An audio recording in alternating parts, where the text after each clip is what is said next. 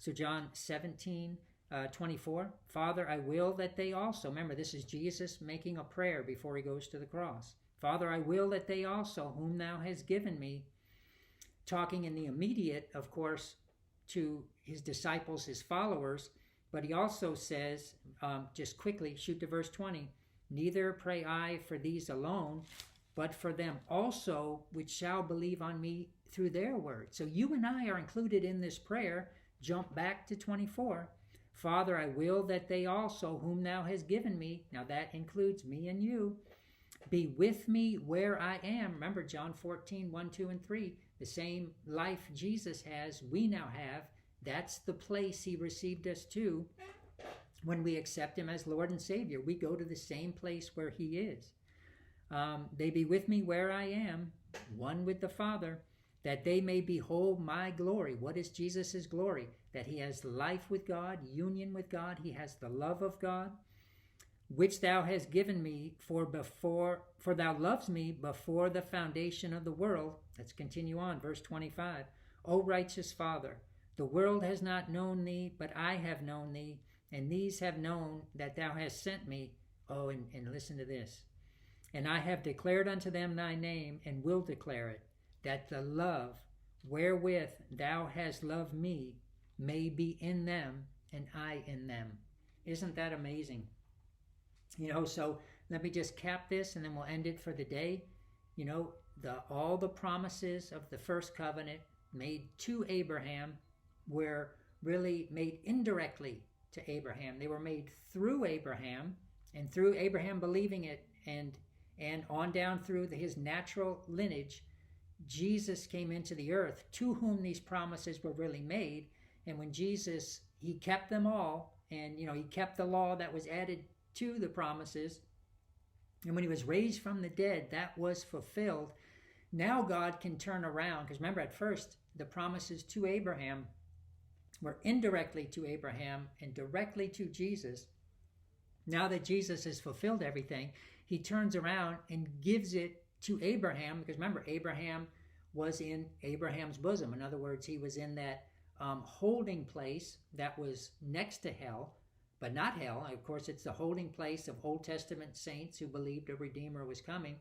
Abraham waited out the generations there, and then when Jesus rose from the dead, then he went into Abraham's bosom and led captivity captive, took all those Old Testament saints out who couldn't go to heaven because they didn't have life in them, because Jesus hadn't died and rose. But now that the covenant's been fulfilled in Jesus, he then goes back and fulfills those promises to Abraham that were made back in Genesis 12.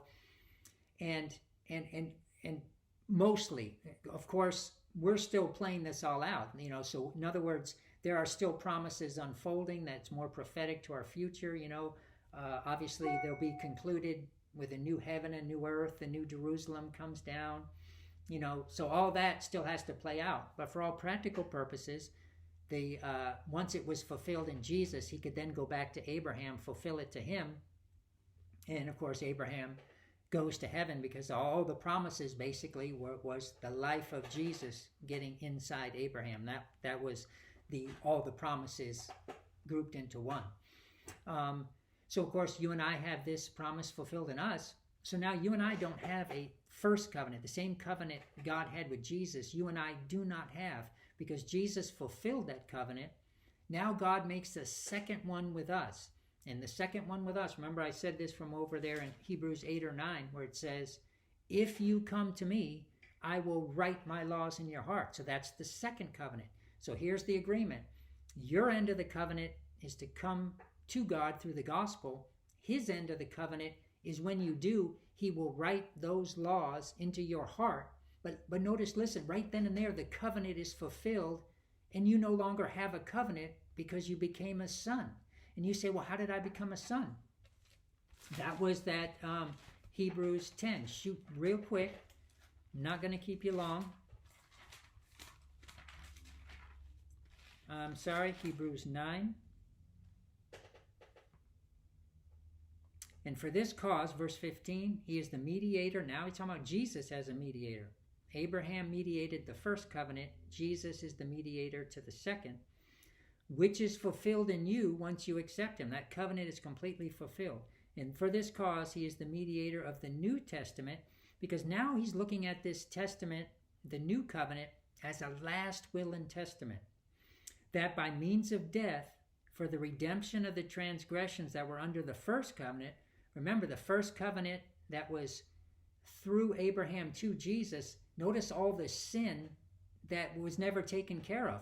I mean, they were on credit righteous with God because they kept killing animals that were the type of Christ.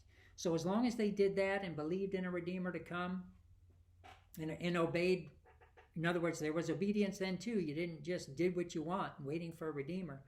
But as you obeyed the form of salvation in your generation, including believing in a Redeemer to come, and you killed the animal in the place of Jesus to come, that God kept operating with you on credit against the day when Jesus would fulfill it all. And that's what he means for the transgressions that were under the first. When Jesus died, he paid for all that under the first.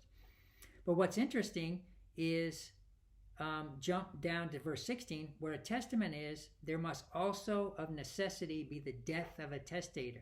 So the second covenant is a last will and testament that Jesus died to give us and rose to be in us that life.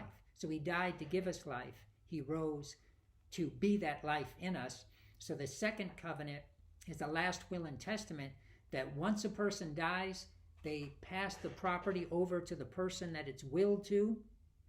And then once you receive it, it's completely fulfilled. So you and I no longer have a covenant. We are actually sons of God. You know, what father and son have a covenant? You know, does the son come home from school and say, Father, I have a covenant with you, so I'm going to open the refrigerator and get a ham sandwich?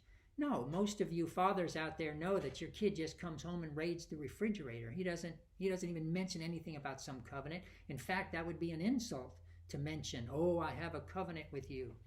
No, now it's all complete inside the nature we have, the life of Christ, the covenant's fulfilled. We're actual sons.